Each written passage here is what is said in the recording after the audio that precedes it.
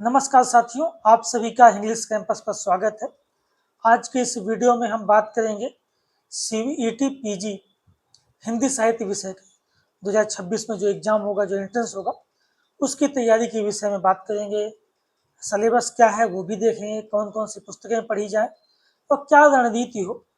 चूँकि अभी सितंबर लास्ट चल रहा है और जो परीक्षाएं होनी है वो लगभग मार्च में होती हैं।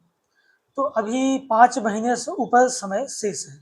ठीक, तो हम पाठ्यक्रम देखेंगे, क्या रणनीति हो पढ़ने की, कैसे प्रश्न आते हैं, तैयारी में कौन कौन सी पुस्तकें, नोट्स वगैरह पढ़ी जानी चाहिए, उसके विषय में हम विस्तार से बात करेंगे। पहले हम सिलेबस देखेंगे और बाद में पुस्तकों की और अन्य बातें उसमें करेंगे। ठीक है, तो आइए शुरू करते हैं। ये हमारा हिंदी साहित्य का सिलेबस है। इसमें आप देखेंगे तो 75 क्वेश्चन आपके आने हैं इसमें से। और सिलेबस देखते हैं। इसमें देखिए, पहला टॉपिक है आपका हिंदी साहित्य का काल विभाजन और नामकरण।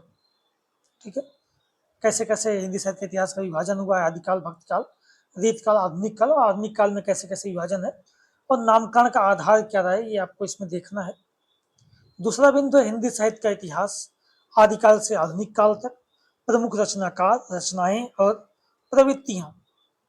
तो इसमें पूरे इतिहास में रचनाकार देखने हैं, मुख्य मुख्य उनकी कृतियां पता हो, कब प्रकाशित हुई, क्या है उनमें, और विभिन्न जो काल हैं उनमें अन्य जो विभाजन किए गए हैं उनकी किस किस प्रवृत्तियों के आधार पर विभाजन किया गया है, विशेषताएं क्या रही हैं अलग अलग समय की, वो आपको इसमें देखना है। तीसरा बिंदु हिंदी साहित्य की विविध विधाएं एवं रचनाकार, उपन्यास, कहानी, नाटक, निबंध, आलोचना एवं अन्य गद्य विधाएं। इसमें कविता लिखना ये भूल गए हैं, हालांकि कविता पूछेंगे। ठीक है, तो वो भी आपको देखना है।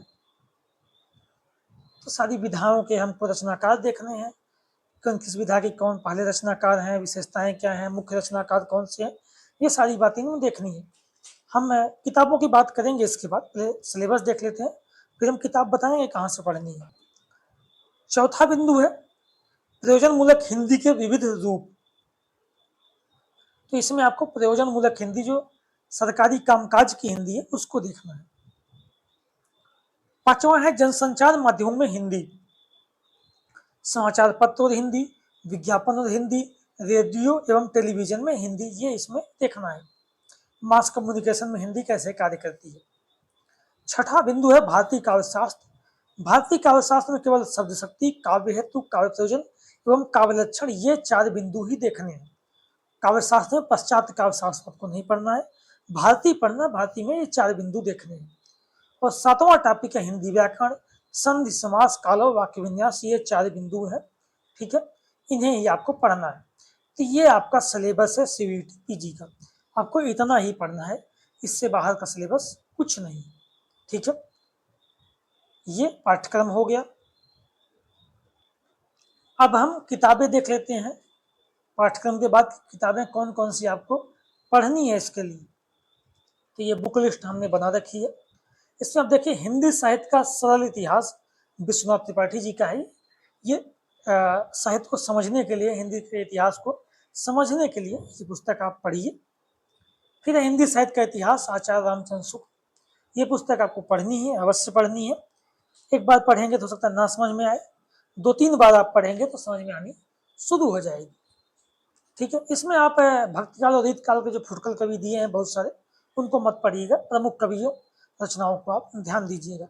आधुनिक काल तो पढ़ना ही है। एक तीसरी पुस्तक, आधुनिक हिंदी साहित्य का इतिहास, डॉक्टर बच्चन सिंह, ये पुस्तक आप पढ़िएगा, हिंदी साहित्य के आधुनिक इतिहास को समझने में उपयोगी रहेगी आपके लिए।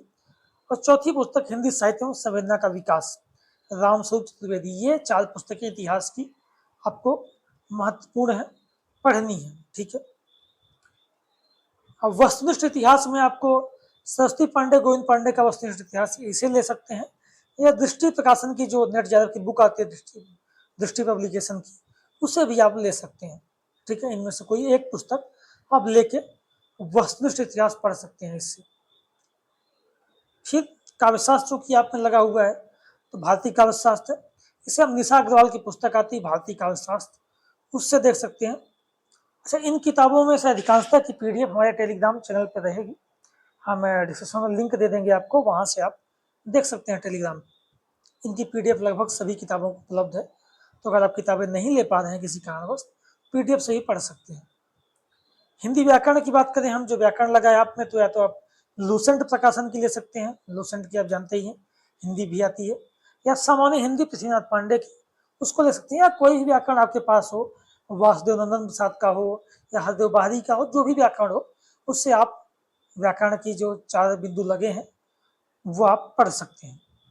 प्रयोजन मूलक हिंदी एक लगा है विषय, आपके लिए नया विषय लग सकता है, तो दंगल झालटे की पुस्तक आती है प्रयोजन मूलक हिंदी पर, वो उपयोगी है, इससे अक्सर परीक्षा में प्रश्न पूछे जाते हैं, तो आप ले सकते हैं। इसका पीडीएफ भी टेलीग्राम पे अवेलेबल है।